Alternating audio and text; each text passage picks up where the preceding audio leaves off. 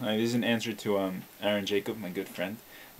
Sorry for the delay in the response time. Do you follow political developments, not only in the United States and Israel, but in other parts of the world as well? A lot of people I talk to say that politics are lies meant to confuse people, but isn't it important to be aware of your surroundings so we can avoid something terrible like the Holocaust from happening once again? I follow the news ardently, but I hardly believe any of it. I just use it to understand the mind frame of those in authority. What do you think of the news media? Do you watch it? Do you think it's a waste of time? I think it's a very deep question. A lot of people just take it for granted, and they turn on their televisions or the internet or their newspaper, and they open up their mind to all kinds of thoughts that they take as truisms from different parts of the world. Oftentimes, stopping to ever stop and stopping to contemplate that these could be just one person's opinion, just a news reporter, what he's seeing. It could be slanted in so many directions. It's so hard to get, even to report a simple story. If two people were to observe the same event, it would come out in a much different way, just because that's the nature of human beings. We focus on different things. I think, especially since with the advent of the internet, I think it's very important at all times, if you are going to watch the news and to study world events, to remember and not to lose sight of the fact that the news is reporting that which will sell. The news is just like another medium. It's a business and has to sell advertising. And they're not gonna focus on stories that are lighthearted or nice or and otherwise uneventful. Also, I think it's important to remember that never take God out of the picture. Meaning that what's projected on the news a lot of times is like the worst of the worst in humanity, and this can get very disheartening. And I think it's very important to focus on the fact that inherently people are all the same. We all desire the same things out of life. We all want a planet of peace. We all want everyone to have all their physical needs met. We all want the same things, and just because you see even a series of news stories where there's murder and violence or rape or things like this, the most horrific things that that human beings can create in their reality, this doesn't take away from the fact that we're godly beings, and doesn't take away from the fact that we are ultimately responsible for our actions.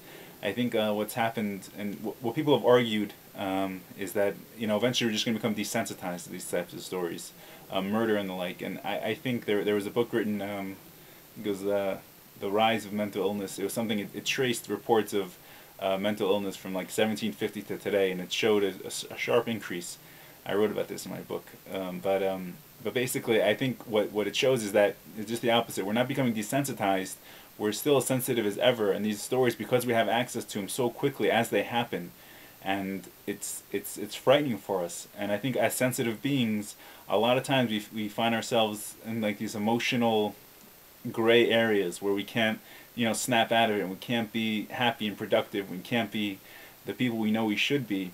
And what it is, in my opinion, a lot of times it's these stories that are weighing on us and are dragging us down and are making us feel like everything is so glum and bleak and hopeless. And I think the most important thing to remember is that no matter what the world looks like from the frame of the media, from the picture that you get, the 4-second caption that you get of what's going on in Vietnam or in Congo, there is a God, and God wants nothing more than for us to use our intellect to engender world peace and to make sure that everyone on the planet has what they need. And what technology, like everything else, has a positive side and a side that could be used for negative. If you're just going to focus on technology as the ability to get information into your own mind through the television and internet, without realizing the same technology could be used for greater farming equipment and also to distribute the food equally and evenly across the globe, you're doing an injustice to God, because God created us with the intellect, and with the intellect we can and we have to make sure that our reality gets much better and brighter. So if you are going to, I think what you say is a good point. Your point of using it to follow what world leaders think. I don't know that we ever know what world leaders think. We know what they want us to think that they think. We know what they project. But being a world leader, as I imagine it, is a very complicated endeavor, and it's something that very few people, I think, are close to these types of people. And what they let leak out to the media is always intentional, in my opinion, with very rare exceptions, like Watergate being an exception. But it's intentional, and it's what they want you to think of them. But what it's actually like to be one of them, to know what they actually think, I don't think we ever get to know the real people, unfortunately. Even with media being so open, and even with them answering questions constantly on a daily basis. But again, if you're going to use it like anything else, use it for the best, and use it to engender positive thoughts on your behalf. Use it to, yeah, of course we have to know what's going on. Like, God forbid, something like the Holocaust.